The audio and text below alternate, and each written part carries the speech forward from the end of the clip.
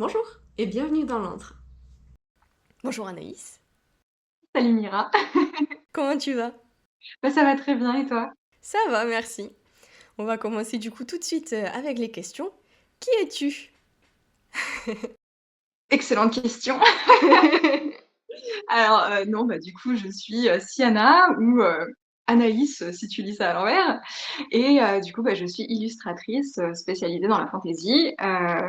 Voilà, que dire de plus? Bah, j'en suis à ma troisième année, d'exercice en tant que professionnelle et j'adore la fantaisie, voilà, les dragons, tous ces trucs-là. Voilà, je pense que j'ai fait à peu près le tour. Bah, du coup, on va faire ton CV maintenant. Parce que j'ai l'impression que c'est quelque chose qui revient. Notre précédente invitée, c'était pareil. Elle n'avait pas fait les études de son métier actuel. Et c'est ton cas aussi. Est-ce que tu peux nous dire quel est ton parcours professionnel pour arriver à illustratrice? Alors là, c'est éclectique, et chaotique un peu. Bah, non, ouais, effectivement, bah, ça fait pas très longtemps du coup que je suis dans le métier de l'illustration et effectivement, ce n'était pas du tout ma, 1re, formation, enfin ma formation initiale. À la base, je suis prof de philo, donc rien à voir du tout. Enfin si, il y avait une thématique sur l'art dans la philo, mais à part ça, pas grand-chose. Et non, en fait, enfin, j'ai toujours dessiné, en fait. C'est vraiment quelque chose que je fais depuis toute petite. J'ai toujours, voilà, été une passionnée d'art, de dessin. Voilà, j'étais connue comme étant celle qui dessine tout le temps en cours, tu sais. Mais j'avais jamais vraiment pensé à en faire un métier, en fait. Enfin, vraiment, ça m'avait jamais effleuré. Enfin, je dis ça, mais oui et non, parce qu'il y a une petite anecdote aussi sur ma vie. Mais on y viendra plus tard. Mais du coup, ouais, non, je me suis initialement dirigée vers des études de philosophie et j'ai enseigné pendant 4 ans et voilà, il est arrivé un moment où je me suis dit, bah, qu'il était peut-être temps de ne pas m'enliser dans un métier qui ne nous respecte pas vraiment et du coup, je me suis dit, bah, que j'allais tenter ma chance. C'est grâce à mon conjoint, en fait, hein, qui m'a vraiment poussée à me lancer là-dedans parce que, bah, j'avais créé une page Instagram où je publiais mes dessins et tout ça et bah, les gens aimaient plutôt bien et il s'est dit: «Bah, pourquoi t'en ferais pas ton métier?» Moi, je me suis dit: «Ah bon, on peut faire ça?» Et bah, du coup, ouais, j'ai fait une formation à distance parce que j'ai passé suffisamment de temps sur les bancs de la fac. Je me suis dit: «C'est hors de question que je retourne dans une école ou quoi que ce soit». Donc j'ai fait une formation à distance en intensif pendant, 1 an où, j'ai vraiment appris le métier d'illustrateur et après, bah, voilà, en 2022, je me suis lancée et là, j'entame du coup, bah, comme je disais, ma troisième année. Voilà. Très bien. Alors, on a discuté un petit peu ce matin avant l'interview, et tu me disais que tu étais très stressée et que tu avais le syndrome de l'imposteur qui arrivait très très fort à l'idée de faire l'interview. Et du coup, bah, je réfléchis depuis ce matin à comment exploiter ce syndrome de l'imposteur. Et je me demandais si justement le fait de ne pas avoir fait des études dans l'illustration, de ne pas avoir fait un cursus classique, on va dire, dans l'illustration, c'est ça qui te fait avoir ton syndrome de l'imposteur ou si c'est autre chose. Parce que moi, de ce que je connais de toi, donc des réseaux sociaux, je vois beaucoup d'auteurs et d'autrices avec qui tu travailles qui sont ultra contents, qui repartagent tes illustrations très souvent, des gens même avec qui tu travailles pas, qui repartagent aussi ton travail. Ton calendrier 2025, il est plein depuis janvier, je crois, un truc comme ça. Ouais, c'est ça. Donc, t'es quand même une illustratrice renommée, on va dire ça comme ça. Confirmée, en tout cas. Donc, d'où il vient ce syndrome finalement? Bah, pour en avoir pas mal discuté, en fait, avec des collègues à chaque fois qui sont aussi dans le métier, je pense qu'on l'a un petit peu tous déjà, ce petit problème de légitimité. Je pense qu'aujourd'hui, bah, c'est un peu le problème avec les réseaux sociaux où on est hyper nombreux sur le marché et il y a toujours meilleurs que nous de toute façon et enfin, on a aussi tendance à, de toute façon, trouver les autres à chaque fois meilleurs que nous, à se comparer en permanence. Donc je pense que ça peut un petit peu venir de là. Après, me concernant, ça tient aussi de ma personne, parce que quand j'étais prof aussi, j'avais un syndrome de l'imposteur qui était terrible. Donc voilà, c'est un petit peu un petit défaut de mon côté. Mais ouais, je pense que ça peut venir de là. Pas forcément du fait que je n'ai pas forcément fait mes études dans le milieu de l'illustration, parce que du coup, enfin, la formation que j'ai faite a été hyper professionnalisante et tout, donc je me sens assez à l'aise en fait du point de vue du métier en lui-même. Mais c'est vrai que ouais, d'un point de vue style, ça fait pas hyper longtemps que je suis dans le métier, même si voilà, comme tu dis, mon agenda il s'est rempli hyper vite et je ne réalise pas encore moi-même, c'est improbable. Mais, mais ouais, étant donné que ça fait pas très longtemps, faut peut-être que je m'assois un petit peu plus dans le milieu et peut-être dans 10 ans, et encore je te dis ça, dans 10 ans, je serai encore totalement incertaine.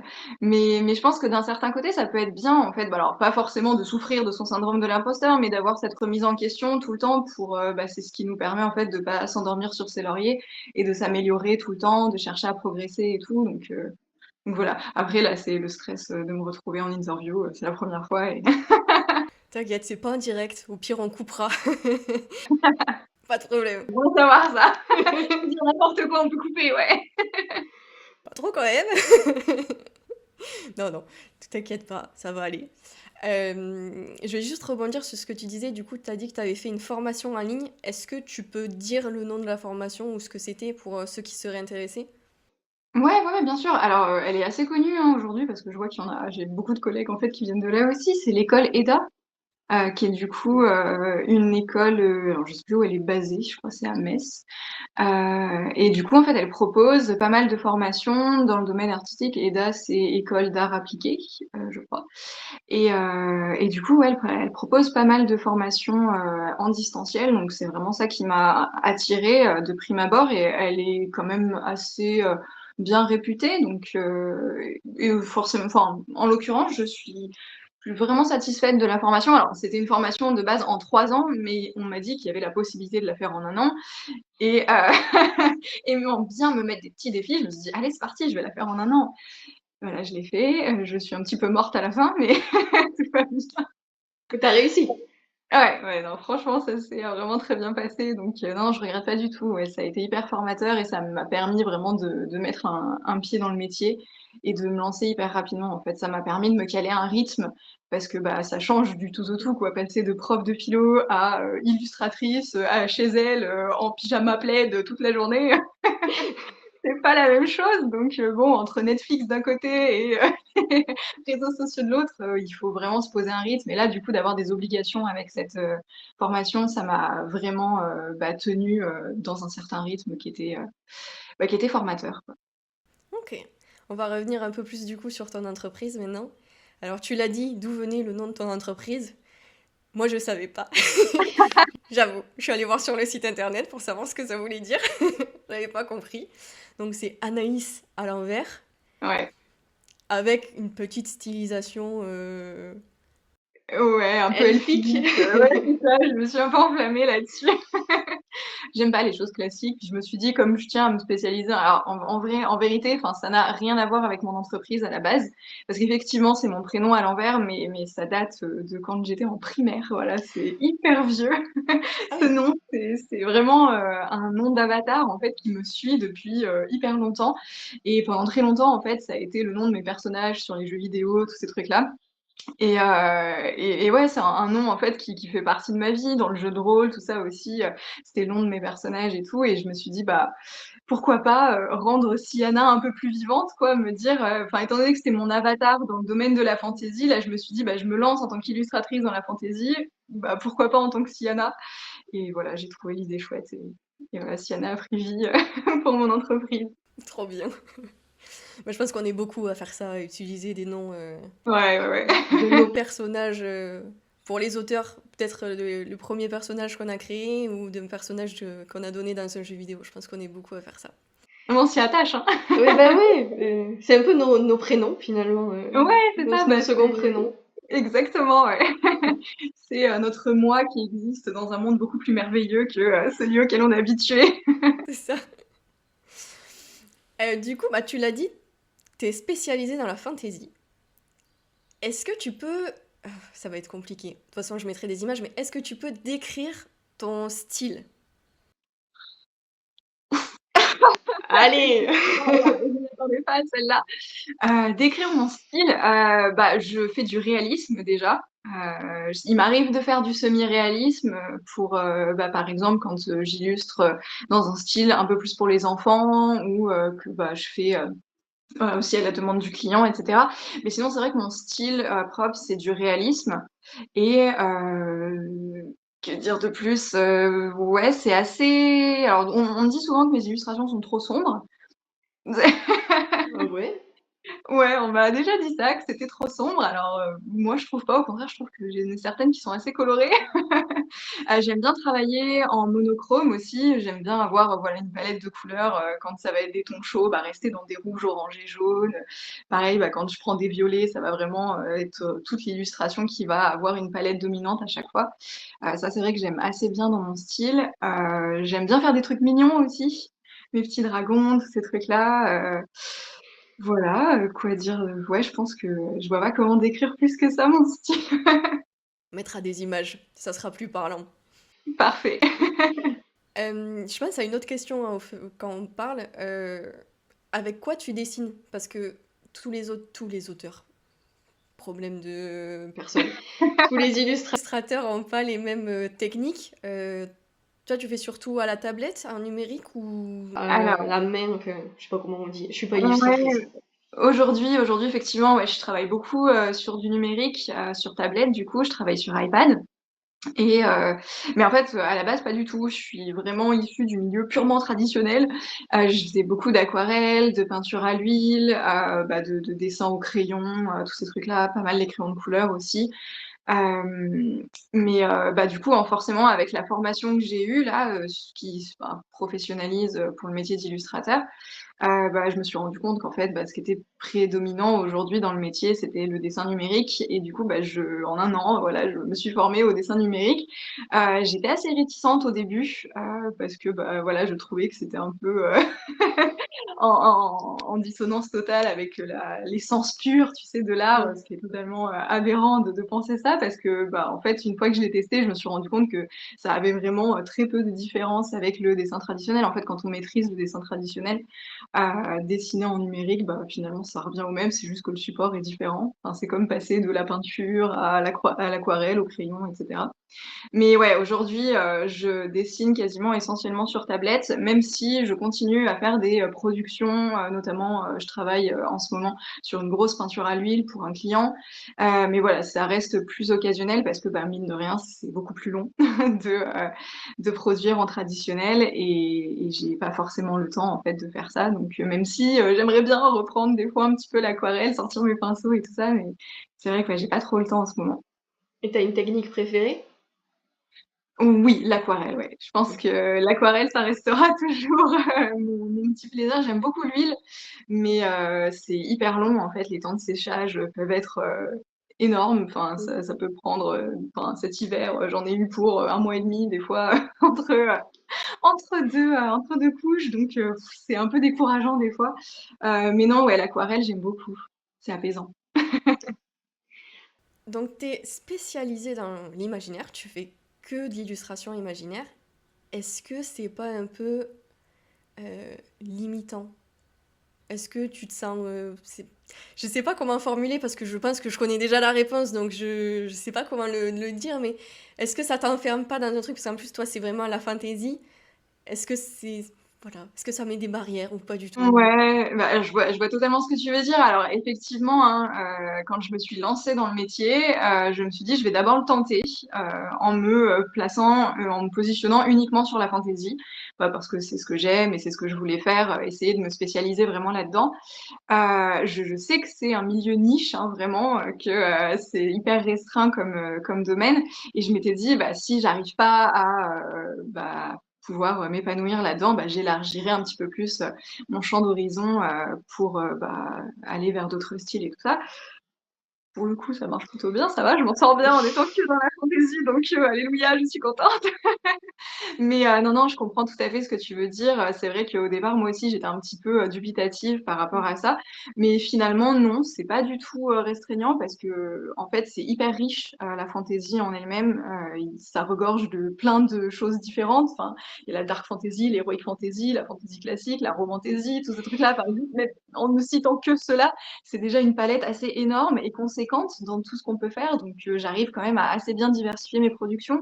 Et puis de toute façon, j'ai aussi travaillé pour des auteurs d'horreur, de romances classiques, de science-fiction, enfin voilà, de pas mal de choses. Donc de temps en temps, j'arrive à faire autre chose, ça me permet de diversifier un petit peu. Mais je me lasse pas de la fantaisie de toute façon. Ouais, ça me fait rebondir sur ma prochaine question, c'était auprès de qui tu interviens euh, pour les illustrations. Est-ce que voilà, tu fais des illustrations que tu vends comme ça ou voilà, tu l'as dit, tu interviens auprès d'auteurs. Mais est-ce que tu peux nous dire ce que tu fais exactement comme genre d'illustration sur les supports plutôt que sur la forme, on va dire. Ouais, bien sûr. Bah alors en fait, je fais un peu tout. Bah alors, essentiellement, le plus gros vraiment de mon activité, c'est de travailler avec des professionnels, donc que ce soit avec des maisons d'édition ou des auteurs et autrices en auto-édition.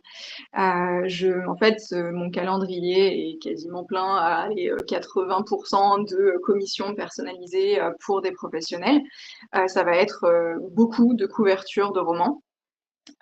J'ai vraiment beaucoup ça. Va y avoir aussi après des illustrations de personnages, des gens voilà qui veulent élargir un petit peu leur com et du coup bah même juste par plaisir, hein, j'en ai, c'est vraiment juste pour le plaisir d'avoir leur personnage illustré, donc je trouve ça vraiment trop cool. J'ai ça. Après, sinon je fais des cartes aussi. Des cartes de romans pour un peu étoffer les univers et tout. Ça c'est chouette aussi. Qu'est-ce que je fais d'autre? Ouais, non, bah, des créatures aussi. Enfin bref, tout ce qui va se rattacher aux univers des personnes avec qui je vais être amenée à travailler.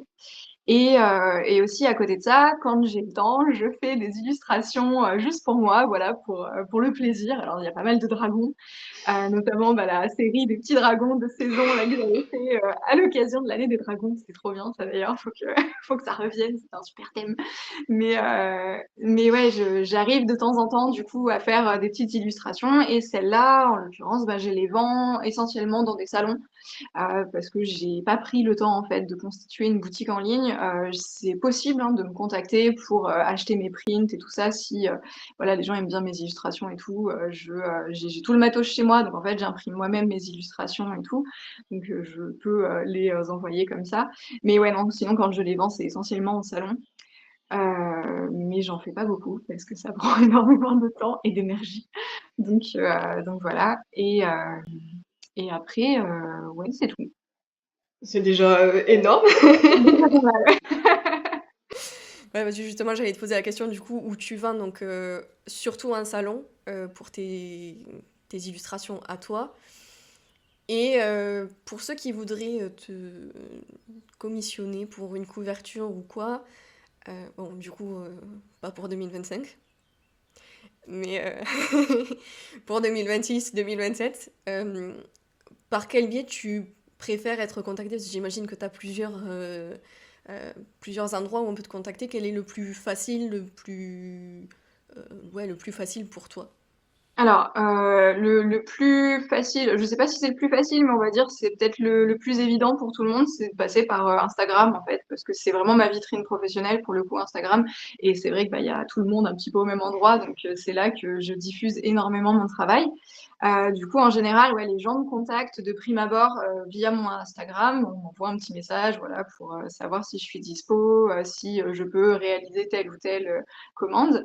Et après, par contre, les gens passent, bah, si on s'engage en fait un peu plus loin, je veux en apprendre plus et tout ça, ça sera via mon site internet en fait. C'est là où j'ai une rubrique de contact avec des formulaires qui sont préfaits un petit peu pour un petit peu aiguiller les demandes et que ce soit beaucoup plus rapide pour moi aussi de traiter toutes les infos. Ça permet de bien de bien classer et structurer les demandes à chaque fois.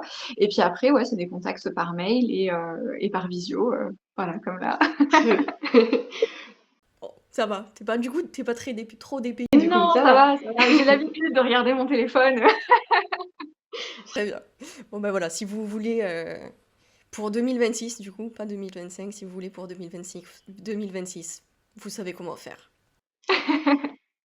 Voilà, je regardais mes questions. Avant de passer à l'imaginaire de manière plus globale, on va encore parler d'un sujet lié à l'illustration. Je... Ah, Voilà, je pense que tu as compris immédiatement de quoi je voulais parler. Je pense que c'est littéralement la première chose dont on a discuté sur Instagram en message privé. Je pense que notre première conversation, c'est sur ça. Alors ça peut-être, va, On a le même avis, donc il va pas y avoir de drama sur cette interview. je ne sors pas l'épée, tout va bien. C'est bon. Mais c'est un sujet sensible, on va dire ça comme ça. À ce moment, c'est un peu compliqué. C'est l'intelligence artificielle, donc notamment dans l'art, mais plus spécialement dans l'illustration. Tu n'aimes pas ça? Non. Au moins, c'est clair. Non, j'avoue, je n'aime, mais alors pas du tout ça. Du coup, on va se restreindre aux IA génératives d'images, évidemment. Mais c'est vrai que ouais, c'est compliqué dans notre métier aujourd'hui d'apprécier ça parce que c'est hyper controversé comme sujet évidemment puisque il y a zéro éthique dessus, il y a zéro considération du travail de l'artiste. On se fait tous injustement piller notre travail pour que ça puisse servir à ce que alors, je vais être assez crue et un petit peu, un petit peu piquante, mais à ce que des gens puissent faire joujou, en fait, avec une machine qui leur permet de faire des productions qui ne sont pas du tout à la hauteur de ce que sont capables de faire les artistes. Quand bien même ça se sert de leur travail, donc c'est le côté extrêmement ironique de la chose. Et, et, et ça cause du tort en fait à notre métier. Donc aujourd'hui, voilà, les gens se rendent pas compte souvent, parce que pour en avoir discuté vraiment avec énormément de personnes, parce que je suis assez engagée dans la cause de l'IA, enfin la cause des artistes plutôt, parce que la cause de l'IA, je m'en fous un peu, je t'avouerai. Mais ouais, je suis assez engagée de ce point de vue-là, et du coup, j'en discute souvent. J'essaye de sensibiliser les gens face à ça, de leur faire comprendre pourquoi c'est problématique. Pourquoi il faut au maximum limiter son usage, voire totalement éviter d'utiliser les IA, parce que en dehors du fait que aussi c'est un gros problème du point de vue des artistes parce que ça vole leur travail, que ça ne respecte pas du tout le droit d'auteur, que ça bafoue un petit peu même totalement leurs droits. Il y a aussi un gros problème environnemental lié à l'utilisation des IA, et quand on est un minimum concerné par ça, ce qu'on devrait tous être finalement, je pense qu'on ne peut pas cautionner en fait l'usage des IA aujourd'hui, en tout cas. Aujourd'hui, c'est pas du tout possible de tolérer ça. Enfin, ça se voit d'ailleurs avec ce qui se passe actuellement, la grosse polémique avec les studios Ghibli. Je pense à ça. Les gens d'ailleurs commencent à réaliser que c'est très grave ce qui se passe et que c'est totalement injuste et que ça devrait pas se passer. Donc bon, c'est un combat qu'on continue de mener, et j'ai bon espoir qu'on le gagne quand même, qu'on arrive à dégager ces trucs-là du milieu artistique, parce que ça n'a pas sa place en fait, à mon sens, dans le domaine de l'art. Le domaine de l'art, c'est ce qui est proprement humain pour le coup. L'art, c'est une expression de sentiment. Enfin, moi, je vois quand je crée mes illustrations, que ce soit juste des illustrations pour moi que je fais parce que ça me plaît, parce que j'ai une idée qui germe, un truc totalement farfelu, et que je couche ça sur le papier ou sur ma tablette, ou que ce soit pour mes clients quand je réponds à une demande spécifique. C'est toujours quelque chose de sensible en fait que je crée. Je mets toute mon âme en fait là-dedans pour tomber un peu dans la poésie, mais mais c'est totalement le cas, et une IA ne peut pas en fait retranscrire ça. C'est ce que j'expliquais dans une de mes publications d'ailleurs. Une IA, elle ne vit pas ces choses-là, donc elle ne peut pas, enfin, elle ne peut pas les exprimer correctement. Elle peut tenter de les imiter, elle peut tenter de les reproduire, mais jamais il y aura ce qu'on pourra retrouver dans une production humaine. C'est comme je disais, si on demande à un humain d'essayer de ronronner comme un chat ou de communiquer comme une chauve-souris, il essaiera un petit peu lamentablement, mais ne disposant pas des organes nécessaires à ça, il y arrivera jamais vraiment. Et les IA, c'est vrai, c'est exactement pareil en fait. Donc, donc ouais, il manquera toujours un truc, et il faut que les gens ne considèrent pas ça comme de l'art. Pour moi, le terme d'artiste IA, ça n'existe pas. Tu ne peux pas être artiste et juste en produisant quelque chose avec une machine, quoi. Enfin voilà, je pourrais en parler pendant des heures, mais J'avais vu sur Thread quelque chose, Thread, je sais pas comment on dit, ce réseau social là, quelqu'un qui disait, je sais plus qui c'est, par contre je suis désolée, qui disait quand quelqu'un se présente comme artiste IA, ce qu'il faut lui répondre, c'est tu n'es pas un artiste IA, tu es un utilisateur d'IA. Je l'ai Et j'ai vu. trouvé ça. Voilà, ça, parfait. Ça conclut ce que tu disais sur l'IA, oui. J'ai le même avis, donc on va pas refaire le monologue, mais je suis totalement d'accord. Si on va envisager que les choses soient légalement justes, que ça respecte le droit d'auteur, etc., est-ce que ton point de vue sur l'IA, il changerait ou pas du tout? Non. Non, j'ai déjà réfléchi à la question, effectivement. Il y en a beaucoup aussi qui présentent ça comme un outil qui pourrait être super dans la production artistique et tout. Et, en fait, ouais, j'ai vraiment réfléchi à la question et je me suis dit que, ben non, en fait, je n'utiliserai jamais l'IA parce que, bah, comme je disais, en fait, pour moi, une production artistique, c'est vraiment quelque chose qui doit venir à 100% de l'humain. En fait, sinon, c'est plus de l'art, en fait. On tombe dans une industrialisation de la création et on perd forcément quelque chose, en fait. Aussi, d'un point de vue créativité, je pense que ça peut être très mauvais pour l'artiste de déléguer énormément de tâches à un outil, entre guillemets, une machine, parce que bah, la pratique artistique, c'est ça aussi, c'est un peu souffrir des fois. Enfin, là, je parle pour moi en tant qu'illustratrice, mais je pense que ça concerne un petit peu tout le monde. Je vois les auteurs, le syndrome de la page blanche. C'est bien de temps en temps de s'y confronter, je pense, de galérer un petit peu, parce que c'est ça qui nous permet de nous surpasser. C'est quand on peine à faire quelque chose. Alors là, c'est un peu la philosophe en moi forcément qui parle, parce que bah, c'est des choses que j'ai étudiées et avec lesquelles je concorde assez. Mais vraiment, ouais, c'est ça, il faut éprouver un petit peu de peine des fois à faire les choses. C'est ce qui les rend d'autant plus appréciables aussi quand on galère un petit peu. Moi, je vois quand je suis sur une illustration et que j'arrive pas à obtenir ce que je veux, que le rendu, il est pas là, tu vois, je m'en sors pas et tout. Et quand finalement, bah, j'arrive à faire ce que je voulais faire, je suis d'autant plus fière de ce que j'ai réussi à accomplir, quoi. Et je pense que bah, ça, c'est un exercice purement humain, quoi. On ne peut pas déléguer ça à une machine. Je pense qu'on perdrait un petit peu de cette essence de l'art. Enfin, c'est très classique de dire ça, et c'est pas une manière que j'ai de refuser le progrès, mais je pense que des fois, le progrès, juste pour le progrès, bah, il n'est pas forcément à envisager, et ni même à encourager, je dirais. Je pense que des fois, c'est bien de rester un petit peu classique dans ses productions. Et oui, parce qu'il y a des défenseurs de l'IA qui disent qu'il faut vivre avec son temps. C'est comme quand on est passé de la peinture à l'outil numérique pour les dessins. Je vois ta tête. Ça suffit comme réponse. J'en ai marre de cet argument qui est totalement... Enfin, c'est incomparable, donc bon... Oui. Puis t'as ceux qui vont te dire aussi, là, quand tu parlais de faut souffrir... Enfin, il faut souffrir. C'est pas facile de créer pour tout le monde, et il faut se confronter aussi à la difficulté dans la création. Ouais, mais générer un bon prompt pour obtenir ce que tu veux, c'est pas facile. Ah là là, oui. Ah non, mais je veux bien le croire, hein, que ça puisse être une pratique à approfondir un petit peu, de générer de bons prompts, mais enfin voilà, c'est comme tout en fait. Enfin, pour moi, l'IA en fait, c'est comme ce que j'avais dit dans un de mes premiers posts que j'avais fait sur le sujet.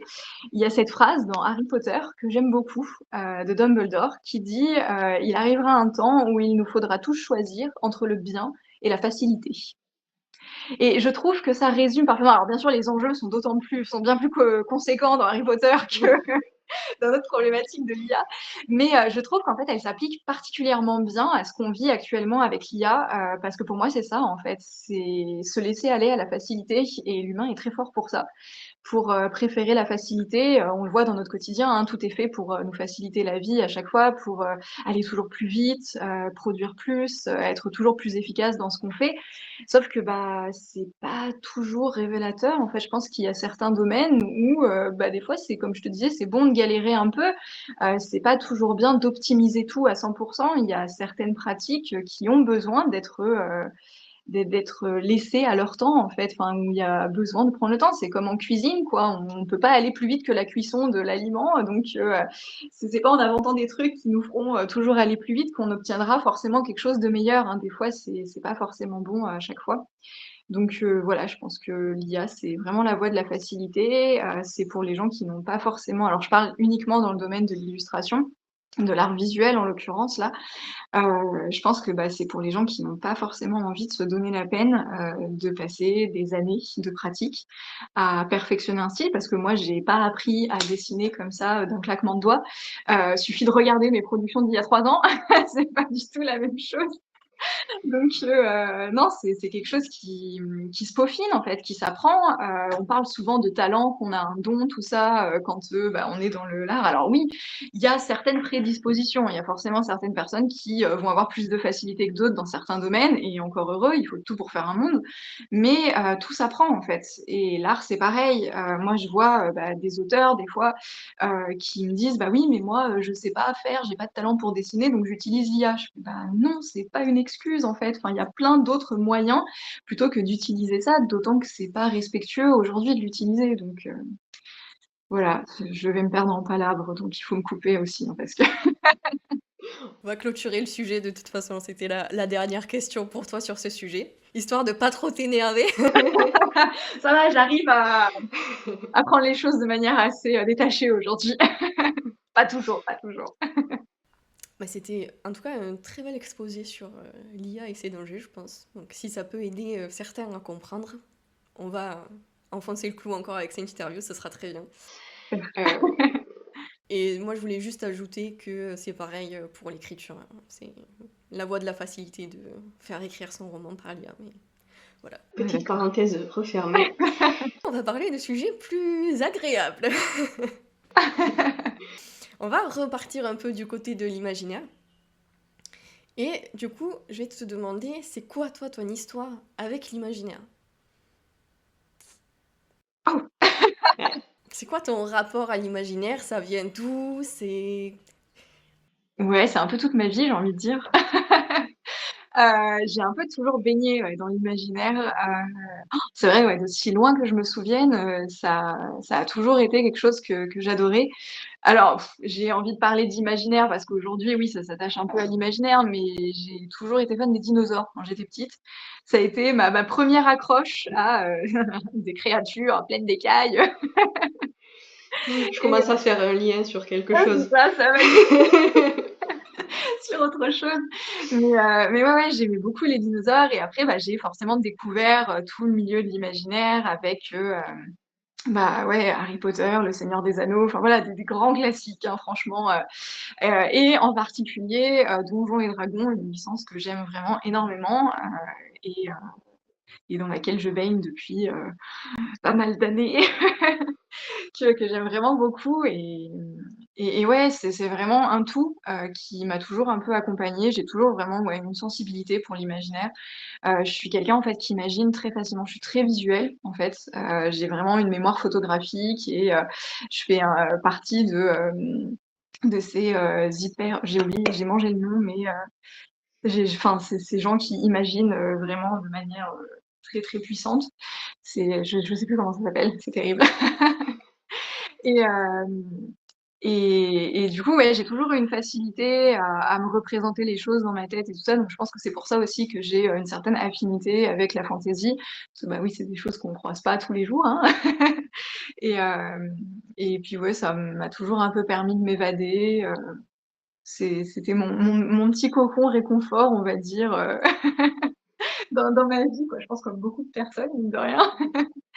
Et ouais, j'ai un peu toujours baigné dans la fantaisie. C'est pour ça que quand je me suis lancée en fait dans l'illustration, ça a été un peu évident que je serais dans la fantaisie, quoi. C'est ça qui est trop bien, de pouvoir mettre en image ce qu'il y a dans ma tête et juste dans ma tête. Justement, j'allais te poser la question, c'était intéressant parce que tu disais que tu as une capacité une grande capacité à imaginer et surtout tu parlais d'avoir une mémoire photographique. Est-ce que c'est pour ça que tu t'es tournée vers l'illustration? Alors peut-être, honnêtement, c'est peut-être d'ailleurs pour ça que je dessine aussi, depuis toujours en fait, que j'ai, cette capacité à remettre, à coucher sur le papier ce que je vois. Parce que c'est vrai qu'il suffit que je regarde quelque chose, enfin voilà, j'ai des c'est vraiment quand on dit photographie, je je prends une, photo de ce que je vois et je suis, assez capable de bien le retranscrire. On avait d'ailleurs un exercice comme ça, dans, notre formation où on devait, représenter quelque chose qu'on avait vu, enfin voilà, juste, de mémoire et je m'en étais du coup bien sortie. Parce que c'est assez facile, ouais, pour moi de ce point de vue-là, faire, ce genre de choses. Après de là à savoir si, c'est pour ça que, je me suis, tournée vers l'illustration et l'imaginaire, tous ces trucs-là, j'avoue que j'y avais jamais vraiment réfléchi. C'est une très bonne question, qui mérite réflexion. Du coup, voilà, ça y est. Je t'avais dit que cette interview serait une thérapie pour moi, tu vois? Ça va, je fais mon taf, ça va. Ça mérite de s'y pencher et je pense que ouais, ça peut forcément avoir un lien, ouais. Étant donné que c'est ce qui fait ce que je suis, c'est logique que ça ait forcément influencé un peu mon activité professionnelle et le fait que je m'épanouisse autant dans cette activité professionnelle aussi, ouais.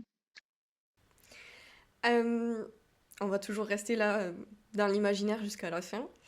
Je voulais te poser la question, quel est ton genre préféré et du coup pourquoi la fantasy?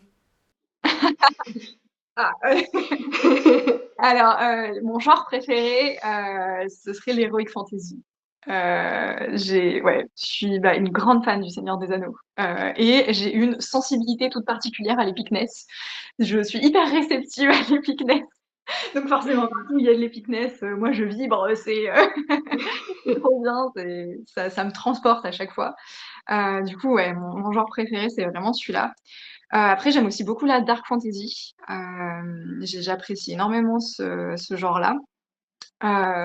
J'ai tendance aussi à me laisser aller à un peu de romance de temps en temps. Je découvre un peu, mais c'est pas du tout quelque chose que je connaissais. Mais là, d'avoir travaillé du coup avec des auteurs et des autrices qui écrivent de la romantasy et tout ça, je découvre et je me dis que ouais, c'est pas trop mal, ça va. Mais non, mon petit chouchou, ça reste vraiment l'heroic fantasy et la dark fantasy, ouais. Ouais, parce que t'as baigné dedans, c'est peut-être les premiers sous-genres de la fantasy que t'as découvert. Oui, complètement. Ah ouais, ouais, c'est totalement ça, hein.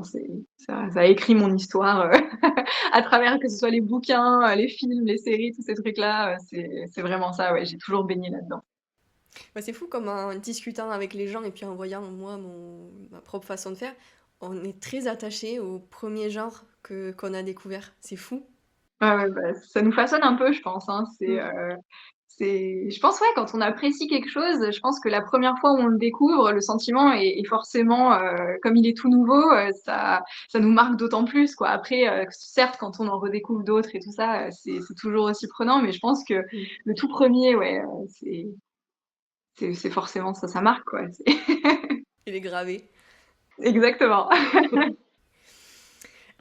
Donc ici tu es dans l'antre du gnome. C'est comme ça que moi je me définis. Je suis un petit gnome facétieux à mi-chemin entre un gnome et un hobbit quand même. Euh, Du coup, quelle créature tu serais toi? Licorne. Donc, je vais expliquer juste pourquoi elle dit ça. Elle a eu les questions avant. Et Par rapport à la question suivante, elle triche. voilà. Non, mais de toute façon, toutes les personnes qui verront cette interview et qui me connaissent sauront que j'ai menti et que c'est pas du tout ça. Non, forcément, c'est un dragon, évidemment. Justement, Ah, on va parler de son obsession pour les dragons. T'as déjà fait un peu le lien tout à l'heure en parlant des dinosaures, mais pourquoi cette obsession pour les dragons? Parce que mais j'aime le terme obsession. Moi, c'est vraiment comme ça que je l'ai vécu, entre guillemets, au travers de ton compte Instagram. Parce que bon, je te suis depuis un certain temps. Je saurais même pas dire depuis quand. Mais donc, j'ai quand même préparé cette interview. Donc, je suis allée fouiller très loin. Je suis allée sur ton site web, etc. Et il y en a partout. Et c'est d'ailleurs dans ta bio Instagram qu'il y a des dragons partout. C'est écrit dans ta bio. Donc, vas-y, explique-nous. c'est le moment. Honnêtement, je n'en sais rien.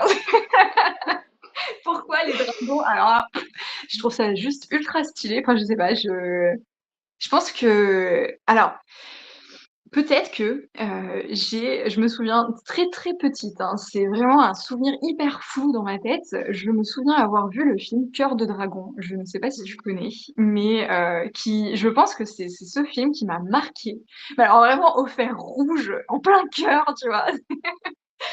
Et parce que je me souviens l'avoir vu vraiment très, très petite et je me souviens avoir énormément pleuré sur ce film, c'est terrible et je pense que c'est peut-être pour ça que j'ai un attachement pour les dragons. Heu, je sais pas, ouais, c'est mon inconscient qui doit être parasité depuis, toujours du coup par, ce dragon qui m'a marquée quand j'étais petite. Hem et puis après, ouais, la découverte de la licence forcément Donjons& et Dragons que, j'ai énormément apprécié, où les dragons sont un petit peu, centraux, forcément, comme le nom l'indique. Et ouais, je sais pas, je trouve que c'est des créatures qui sont, vraiment hyper stylées. Enfin, c'est majestueux et je sais pas, il y a, une part de moi aussi, en fait, qui les admire tellement, qui regrette un peu que, pendant très longtemps, ils aient toujours été les méchants dans les dans l'imaginaire, tu vois? C'était toujours, le dragon à pourfendre par le preux chevalier. Et je me dis: «Bah non, pauvre bête, à un moment donné, elle va se faire asticoter par un humain minuscule là, qui vient l'emmerder dans son antre». Ouais, non, je sais pas, ouais, pourquoi, j'ai une telle passion pour les dragons. Je pense qu'effectivement ça vient, de, ma passion pour les dinosaures aussi de quand j'étais petite. Je pense que c'est vraiment un tout qui fait que, j'ai une affinité pour les dragons et que, j'apprécie énormément les représenter parce que, bah, alors là, actuellement, c'est plus vraiment le cas parce que j'en suis très contente, ils reviennent, en force sur le devant de la scène de fantasy moi c'est tout pour me plaire. Mais c'est vrai que pendant longtemps, ils avaient quand même assez disparu du domaine de la fantasy. Enfin, ils étaient pas prédominants, on va dire. Et je sais pas, ouais, j'ai eu envie à travers mon activité, je me suis dit, bah, quitte à représenter des choses en illustration, bah, pourquoi pas des dragons et je sais pas. Ouais. Ah, il y a eu un petit souci, ouais, un petit bug de. Ouais, mais je pense on a eu la fin de la phrase, c'est bon. Et bah parfait. Non, mais voilà, bah, c'est tout. Ouais, être une référence en matière de dragon, moi, c'est un objectif de vie, tu vois. Mais je serais curieuse s'il y a quelqu'un qui regarde l'interview qui est motivé, qu'il aille compter le nombre de représentations de dragons qu'il y a sur ton Instagram. Oh, il n'y en a pas tant que ça. Ah, Il y a pire que moi, hein. Ah, il y en a quand même. Ah, je crois, il y en a un, 2, 3, 4, 5, 6, 7, 8, 9, 9, 9. Attends, c'est pas 9? énorme, hein. Que Ouais, 9, tu crois? ouais, je pense, hein. Il y en a pas tant que ça, hein. hmm. Va falloir remédier à ça alors. Ouais, faut que j'en fasse plus. Là, c'est ma 3e année, hein. J'ai eu que 2 ans pour l'instant, alors Non, mais c'est ce que tu disais, tu avais fait pour l'année du dragon, 4 petits dragons qui étaient pour les saisons, qui étaient trop mignons. Donc, ils étaient vraiment. En plus, avec les sondages Instagram, moi j'adorais. Tu nous demandais à chaque fois lequel on préférait, j'adorais. Ça a rythmé mon année. non, trop bien. C'est lequel ton préféré, du coup? L'automne. Ah! C'est ouais. L'automne et l'hiver, ils se battent tout le temps, pour la préférence des gens. Et je suis Ah, d'accord. Ma saison préférée, c'est l'automne, donc déjà ça partait avec un avantage. Et le printemps, mais voilà, l'automne quand même. Je comprends, je comprends. Ouais, c'est le premier que j'ai fait aussi, hein. C'est vraiment par pure affinité avec l'automne, hein. Je me suis dit: «J'adore l'automne, on va faire un dragon automne». Écoute, ça marche très bien, on est très contents. Les fans d'automne et de dragon sont très contents. Parfait. On va continuer à parler de dragons, puisqu'on va parler de donjons et dragons. T'en as un peu parlé. T'as un lien particulier. Alors moi je connais très vaguement et de très loin donjons et dragons. Parle-nous de Donjons et Dragons et du lien surtout que tu as avec cette licence. Et après, on parlera plus globalement du jeu, et du jeu vidéo, parce qu'il me semble avoir lu quelque part que tu étais fan de RPG. Donc, commence par Donjons et Dragons et on verra les autres jeux. Après. Alors, du coup, Donjons& et Dragons. Bah, alors le lien que j'ai avec cette licence, il est purement affectif, hein. J'aimerais beaucoup travailler pour eux, mais pour l'instant, je m'en sens pas encore, capable, on va dire. Donc non, pour l'instant, c'est purement affectif et c'est une licence, que j'ai découvert, bah, grâce à, en fait, à ma famille, parce que c'est une très vieille licence. qui là, c'est la 6e édition là, actuellement. Alors moi, je suis plus attachée à la 5e édition, qui a quand même duré assez longtemps. Et, ouais, que dire? Bah, c'est du jeu de rôle, en fait, où bah, on incarne un personnage. En l'occurrence, bah, moi, c'est Sienna. Étonnant, hein, n'est-ce pas? Étonnant. Et, ouais, et on vit du coup des aventures. C'est une manière en fait de se projeter de façon purement imaginaire. Là, pour le coup, il y a pas d'écran, il y a rien, hein. C'est juste un groupe d'amis qui se retrouvent avec un maître du jeu et bah, qui vivent des aventures, quoi, qui se prennent au jeu, quoi, qui tiennent à un jeu de rôle pour le coup, et qui vivent des aventures un peu farfelues, souvent épiques. Enfin, j'espère, souvent épiques. Et voilà, et c'est un univers qui me plaît beaucoup parce que bah, forcément, il y a des dragons, c'est imprégné de magie. Moi, j'aime beaucoup tout ce qui est magie, tout ce qui est créature, parce que c'est un univers qui est quand même très très riche d'un point de vue lore bah, tout ce qui a été créé, quoi, que ce soit les personnages, les créatures, les différents mondes, tout ça. Enfin, c'est hyper varié et pardon, c'est quelque chose qui me parle énormément. Ça me plaît, ouais, tout ce qui a été créé et tout ça. Et bah, du coup, ouais, j'y joue en tant que rôliste, j'y joue aussi bah, en tant que jeu vidéo. Je joue à Neverwinter depuis que je suis ado. Et, pardon, j'ai un chat dans la gorge, à force de parler, j'ai plus l'habitude, je ne suis plus prof, alors Vas-y, vas-y. ah voilà, ça va mieux. Et ouais, j'y jouais dans des jeux vidéo et tout, vraiment, enfin, ouais, c'est un peu une obsession. L'obsession des dragons vient de ça, c'est plus une obsession pour Donjons et Dragons qui a fait naître une obsession pour les dragons. Ouais, parce que tu joues depuis, là tu parlais de ton adolescence, mais au jeu de rôle, tu joues depuis ton enfance ou c'est vraiment arrivé à l'adolescence tout? Alors, comme le jeu de rôle pur avec un MJ, tout ça, avec quelque chose de vraiment structuré et tout, ça date d'il y a quelques années. C'est pas si vieux que ça. Après, voilà, j'ai toujours aimé le jeu de rôle. Enfin, j'ai fait un peu de théâtre, tous ces trucs-là. Enfin, voilà, je sais qu'avec des amis, on jouait à du jeu de rôle sans vraiment savoir que c'était du jeu de rôle, mais enfin, de manière pas aussi structurée que ça. Là, vraiment, en suivant des scénarios écrits dans la licence Donjons et Dragons, non, ça remonte qu'à seulement quelques années. Euh, et, euh, et ouais, mais sinon, ouais, c'est surtout jeux vidéo ouais, qui m'a bien accompagnée et bien, on va dire, forgée. Ouais, parce qu'il me semble, alors il me semble pas, je dis n'importe quoi, je sais, parce que je m'en souviens, tu avais fait une série d'illustrations justement autour du jeu de rôle, avec des dés de jeu de rôle, ce genre de choses. Et donc, Exactement. Que je n'ai pas c'est. fini d'ailleurs. Ah, J'ai pas fini, j'étais censée faire une série. Alors, l'illustration avec les dés et tout ça, elle est totalement achevée. Et d'ailleurs, je suis très contente parce qu'elle a souvent du succès quand je suis en convention, en salon, tout ça. Donc, ça me fait toujours plaisir, voilà, que ma passion pour le jeu de rôle ait une certaine reconnaissance. Donc, je trouve ça super. Mais oui, effectivement, je m'étais lancée dans une série que je voulais faire à l'honneur du jeu de rôle. Là, eh ben, il y a que 2 illustrations. J'étais censée en faire 3 parce que j'aime bien fonctionner par triptyque.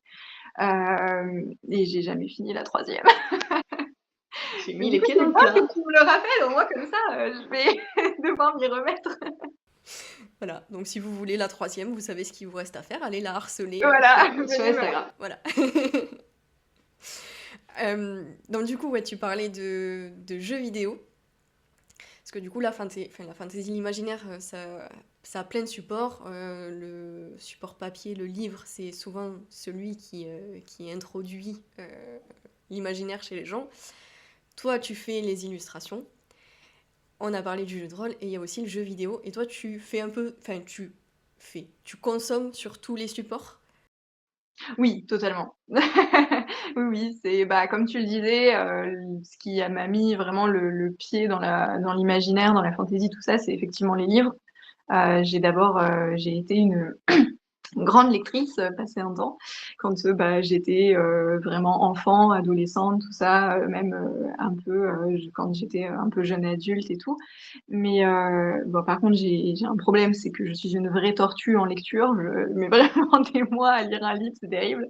Donc bah là, ouais, j'ai un peu calmé depuis quelques années, forcément, bah, avec une vie beaucoup plus active. Du coup, ouais, après, ça a été beaucoup les films et je suis une grosse gameuse. Donc, mais ça aussi depuis très très longtemps, hein, depuis que je suis ado, donc voire même enfant. Et ouais, je joue à beaucoup de jeux vidéo, bah, forcément beaucoup tourné sur la fantasy. Et, euh, et ouais, bah forcément le jeu de rôle, hein, quand on l'a pas, quand il n'y a pas la bande de potes, bah faut trouver un autre moyen. Donc on se lance dans les dans les RPG qui sont sur PC, parce que oui, je suis une gameuse PC aussi. Donc bah, voilà. Euh, donc, tu as parlé un peu des livres, toi qui t'avais marqué, donc Harry Potter, Le Seigneur des Anneaux. Tu peux faire pareil avec les. Bah alors, du coup, le jeu de rôle, on sait. Voilà. On sait ce qui compte pour toi. Et pour les jeux vidéo, tu peux nous faire genre un top 3 de tes jeux vidéo préférés? Ah, j'y ai pas réfléchi à ça va être dur. Eh, Bah, récemment, ce qui a été un gros coup de cœur, mais bon, pour beaucoup de gens aussi, c'était bah, je vais être très originale, attention, Baldur's Gate. On ne s'y attendait pas.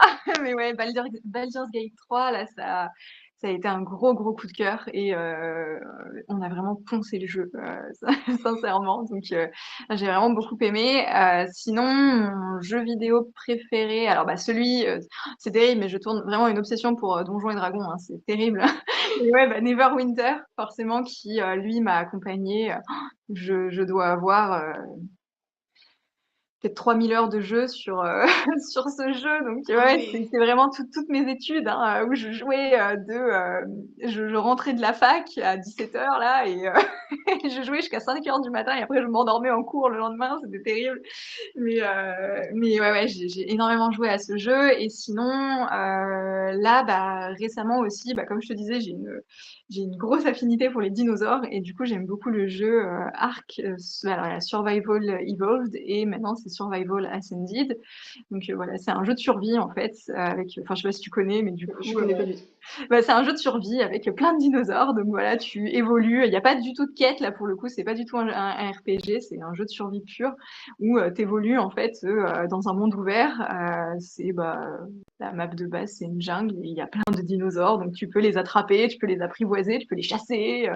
Bah, voilà, c'est mon petit plaisir. Je suis une collectionneuse, alors j'aime bien collectionner les trucs. C'est pour ça que je collectionne les dragons aussi en illustration. C'est tous mes travers en fait qui se retrouvent dans mon métier, tu vois. On voit, il y a le lien de la vidéo, vraiment, c'est les dragons. Ouais. La ligne directrice, tu sais, de ma C'est ça. vie.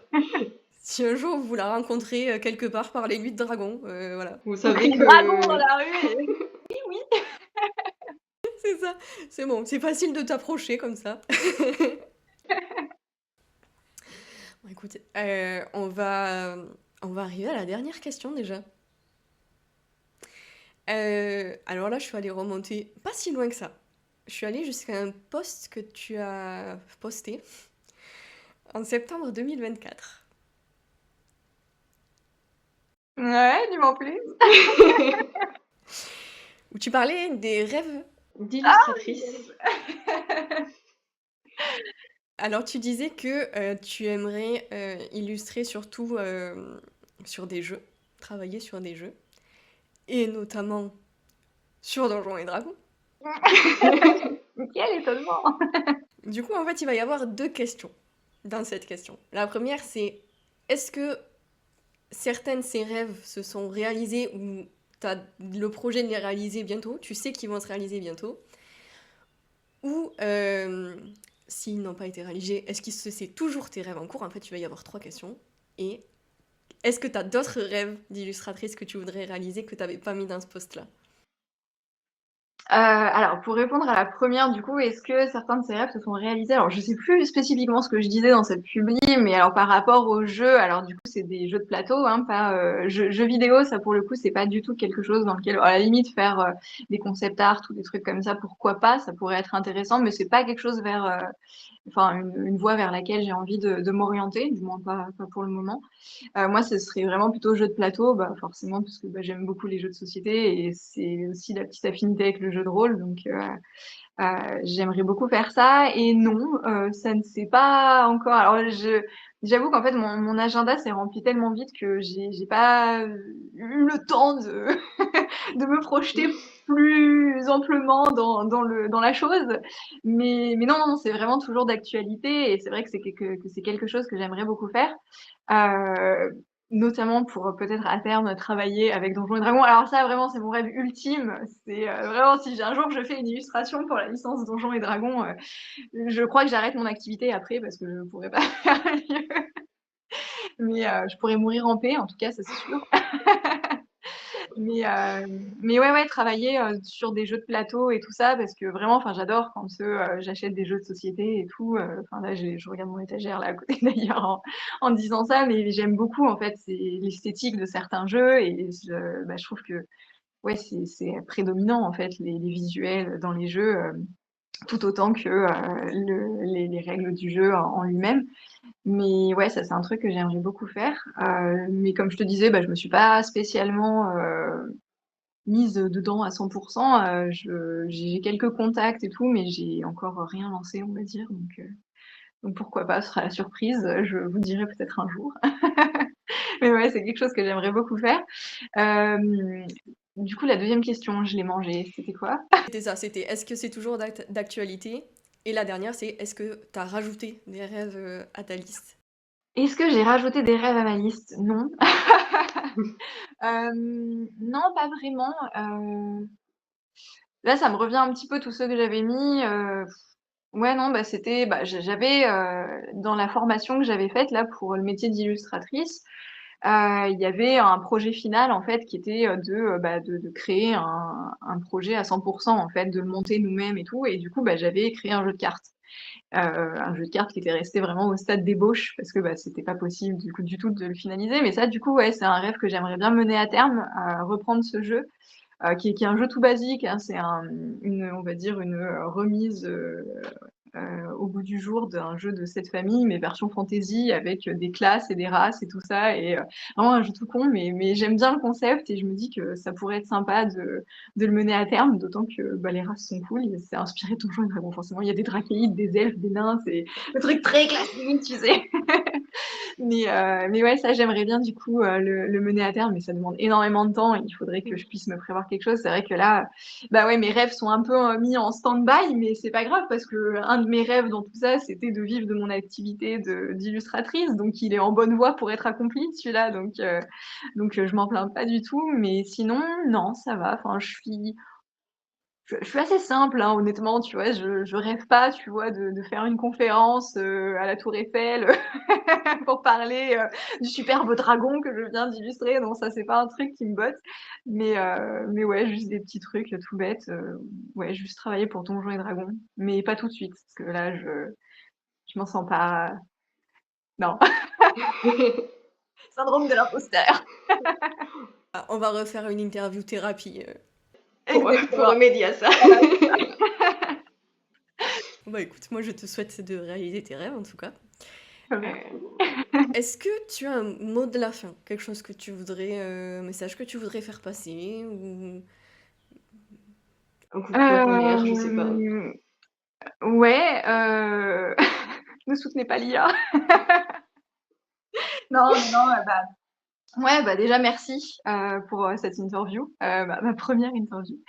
Merci à toi déjà pour ce temps et c'était super voilà, de parler un peu de mon activité, de t'être intéressé surtout à mon activité, ça me fait énormément plaisir.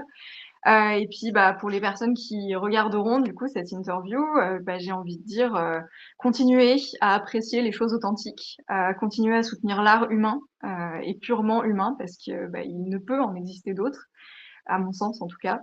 continuer à faire vivre ouais, toutes ces créations qu'on vous propose parce que moi, c'est toujours un plaisir en fait de voir, hein, comme je le disais, que ce soit dans les salons ou avec les personnes qui repartagent mes travaux, enfin mes créations et tout.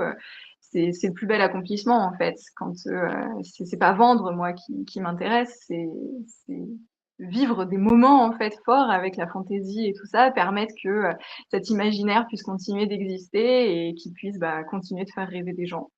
Voilà, c'est tout. Très joli mot de la fin. Moi aussi, j'ai un mot de la fin, quelque chose que je t'avais pas dit.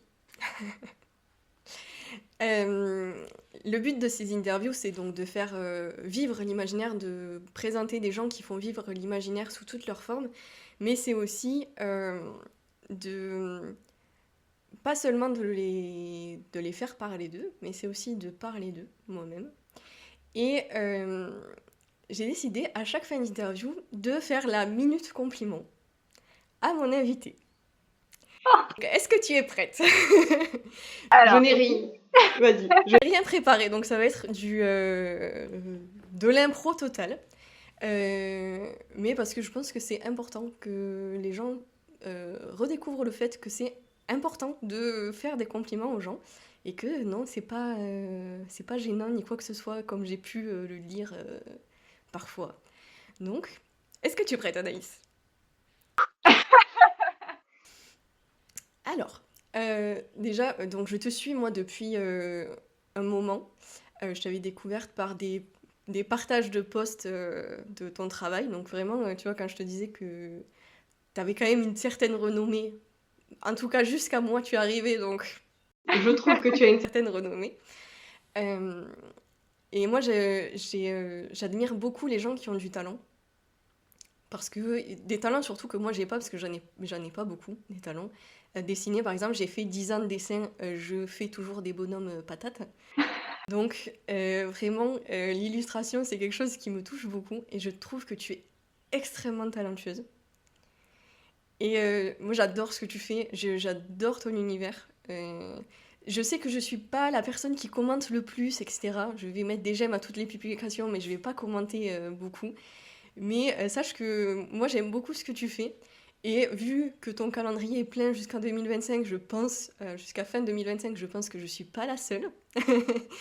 Et vraiment, quand je te disais que je souhaite que tu réalises tes rêves et que tu prennes confiance surtout dans le fait que tu puisses dessiner pour Donjons et Dragons, je le pense pour de vrai. Moi, je pense que tu t'en es déjà capable et c'est juste toi qui, avec ton petit syndrome de l'imposteur qui veut pas le reconnaître, mais je pense que t'en es déjà capable et je suis sûre qu'il gagnerait à t'avoir dans leur équipe.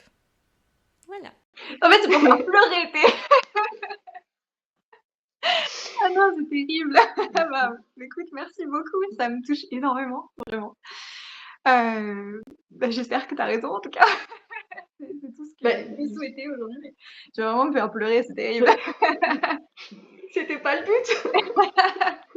Mais non, écoute, merci beaucoup, ça me touche vraiment énormément. Et je partage ton point de vue sur ce que tu as dit au tout début, que c'est vrai que c'est important de se valoriser, surtout dans le milieu artistique. En fait, la concurrence, elle n'a pas sa place parce que justement, c'est de l'art et c'est purement subjectif. Donc, chacun apprécie qui il veut et c'est sans mauvais esprit, en fait, je pense. Donc non, mais j'approuve totalement et je te complimente en retour. Vraiment, merci pour ton travail. Merci pour la qualité de cette interview. Merci pour ce que tu fais. C'est vraiment top. Enfin, je connais un petit peu ton activité parce que je te suis aussi, du coup, forcément, depuis un petit moment. Parce que moi, l'entre du gnome, j'avais trouvé ça génial, ce nom. Je me suis dit, hey, c'est trop génial, je veux savoir ce que c'est. Donc ouais, je m'étais un peu intéressée. Et merci à toi de soutenir les auteurs, les autrices, de nous faire des super vidéos comme ça. J'espère que cette interview plaira, du coup. C'est exactement ce que j'avais demandé aux gens. Voilà, merci. Ouais, je pense que ça y est, on peut conclure la vidéo. Donc, je vais juste regarder par ici. Donc, si l'interview vous a plu, n'hésitez pas à laisser un j'aime, un commentaire, à vous abonner ou à la partager. Vous savez ce qu'il vous reste à faire si vous voulez les illustrations, plus d'illustrations de dragons sur le compte d'Anaïs ou la fin de la saga, de la série sur le jeu de rôle. Voilà, n'hésitez pas à aller la harceler. Vous pouvez aussi laisser plein de commentaires en lui disant à quel point elle est talentueuse, que ce soit sous la vidéo ou sous ses posts, parce que je pense que vous serez d'accord avec moi pour dire qu'elle le mérite. Et voilà, on se dit à bientôt pour une nouvelle interview. Bye!